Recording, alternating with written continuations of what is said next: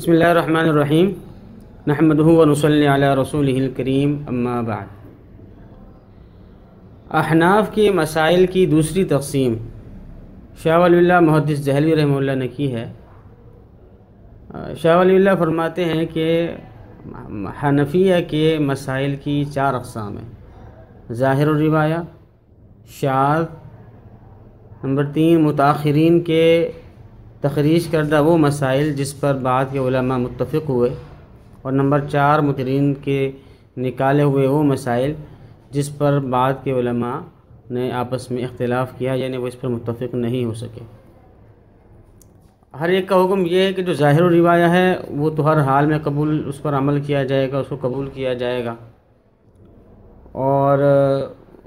اصول کے مطابق ہو یا نہ ہو۔ فقہائے حنفیہ کا طریقہ یہ رہا ہے کہ جب بھی ظاہر الروایہ آ جاتا ہے، ظاہر الروایہ جب بھی آ جاتی ہے تو اس پر وہ عمل کرتے ہیں، اس پر فتویٰ دیتے ہیں، اور کسی اور چیز کو پھر نہیں لیتے اس کے مقابلے میں۔ کہیں کہیں اس کے خلاف ہو جاتا ہے، لیکن عمومی اصول یہی ہے کہ ظاہر الروایہ جہاں بھی آئے گی تو کیونکہ وہ احناف سے مستند طریقے سے ثابت ہے تو اسی کو وہ لیتے ہیں۔ دوسری قسم جو شاذ ہے، یعنی شاذ کا مطلب ہے کہ وہ روایتیں جو امام ابو حنیفہ یا صاحبین سے منقول ہیں، یعنی کہ وہ روایتیں ہیں، صرف ان کا مذہب نہیں ہے بلکہ روایتیں ہیں، اور معتبر ذریعے سے اور متواتر طریقے سے بھی ثابت نہیں ہے، تو کیونکہ وہ شاذ ہیں اور صرف روایتیں ہیں تو لہذا اس کو اصولوں کی روشنی میں دیکھا جائے گا۔ اگر اصولوں کے مطابق ہو تو اس کو لیا جائے گا، اور ورنہ نہیں لیا جائے گا۔ بعض شاذ روایتیں ایسی بھی ہیں جو اصولوں کی روشنی میں بڑی عمدہ ہیں، تو احناف کی بات کے فقہا جو ہیں انہوں نے ایسی شاذ روایتیں، شاذ سے مراد اب نوادر لے لیں جو ہم نے پڑھا ہے پیچھے نوادر، تو اسی طرح کے مسائل کو وہ شاذ فرما رہے ہیں۔ تیسری قسم یعنی کہ وہ مسائل جس کو متاخرین نے اپنی طرف سے نکالا ہے، وہ ائمہ احناف سے منقول نہیں ہے براہ راست، بلکہ ان کے وضع کردہ اصولوں اور ان سے منقول مسائل پر مستنبط کر کے اس کو سامنے رکھتے ہوئے بعد کے دور میں نکالے گئے ہیں، تو اس کو متاخرین کے نکالے گئے مسائل اور متاخرین کی طرف سے مستنبط کردہ مسائل بھی کہہ سکتے ہیں۔ تو اگر تو سب کا اتفاق ہو گیا تھا اس پر، یا سب کا اتفاق ہے تو اس پر عمل کیا جائے گا، ظاہر اس کے خلاف نہیں کیا جائے گا، ایک طرح سے اتفاق ہو گیا احناف کا۔ اور اگر اس میں اختلاف ہوا ہے تو پھر اختلاف کی وجہ سے اس کی جو درجہ ہے وہ کم ہو گیا، لہذا جب تک وہ اصولوں کے مطابق ہوگا تو اس پر عمل کیا جائے گا، اگر اصولوں کے خلاف ہوگا تو اس پر عمل نہیں کیا جائے گا۔ علامہ عبدالحی لکھنوی رحمہ اللہ نے شاہ ولی اللہ محدث دہلوی کی اس تقسیم کے آخر میں اس تقسیم کا ذکر کر کے اس پر تبصرہ اس طرح فرمایا ہے کہ دیکھیں، متاخرین نے جو کام کیا ہے اس کو من وعن قبول نہیں کیا جا سکتا، بلکہ متاخرین نے تو چاروں قسموں کو اور مسائل کو خلط مل کر دیا ہے۔ تو ماہر اور محقق علماء کو چاہیے کہ وہ خوب تحقیق کریں اور امتیاز کریں کہ احناف کے ائمہ سے اصل مسئلہ کس طرح منقول ہے اور متاخرین نے بعد میں اس میں کیا کام کیا ہے، اس میں یہ فرق معلوم ہونا ضروری ہے، اور یہ فرق اسی وقت معلوم ہوگا جب ہم متقدمین احناف کی کتابوں کو مد نظر رکھیں گے، جیسے جو 6 کتابیں ہیں، جامع صغیر، جامع کبیر، سیر کبیر، سیر صغیر، مبسوط زیادات، اسی طریقے سے شمس الائمہ سرخسی کی جو مبسوط سرخسی ہیں وہ ہیں۔ تو اس طرح کی جو کتابیں جو متقدمین نے لکھی ہیں ان کو سامنے رکھیں گے، تبھی ہمیں معلوم ہوگا کہ اصل مذہب حنفی کیا ہے۔ تو یہ آج کل بڑی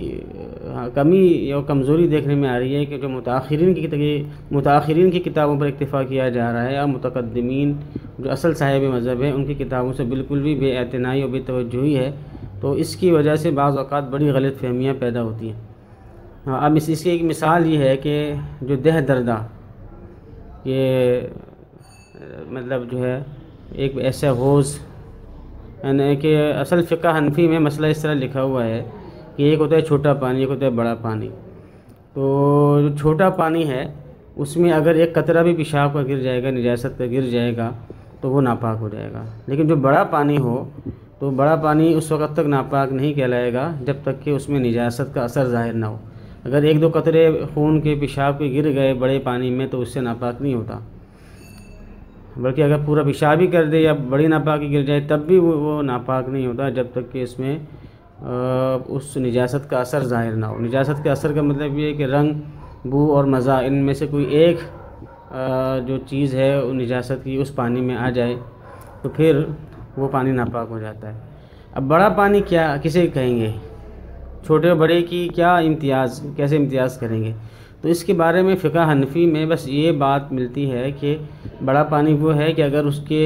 ایک طرف ایک کنارے پر حرکت دی جائے تو دوسرے کنارہ حرکت نہ کرے، وہ بڑا پانی ہوتا ہے۔ اس میں کوئی گزوں سے کوئی اتنے گز یا 12 گز یا 15 گز یا 20 گز اس کی کوئی مقدار بیان نہیں کی گئی تھی، بلکہ وہ تو یہ تھا کہ 3-4 لوگ جو ہیں وہ آپس میں مل بیٹھ کے اگر وہ سمجھیں کہ بھائی یہ بڑا پانی ہے تو بس وہ بڑا پانی ہے، لوگوں کی اپنی رائے پر منحصر تھا وہ۔ لیکن بعد میں متاخرین نے شاید اس وجہ سے کہ عوام میں اختلاف ہوتا ہوگا کہ بھائی بڑا اور چھوٹے میں اختلاف ہوتا ہوگا، تو انہوں نے آسانی کی خاطر دہ دردہ کہہ دیا۔ دہ دردے کا مطلب یہ ہے کہ 10 ہاتھ، چاروں طرف سے 10 ہاتھ، جس کو 225 مربع فٹ بھی کہتے ہیں، اور فٹ کے حساب سے 15 فٹ کہہ لیں آپ۔ تو یہ بعد کے علماء کا قول ہے، متاخرین کا قول ہے، ورنہ جو اصل مذہب حنفی میں جو راجح قول ہے وہ یہی ہے کہ وہ ایک طرف کے اور ایک کنارے کو حرکت دینے سے دوسرا کنارہ حرکت نہ کرے۔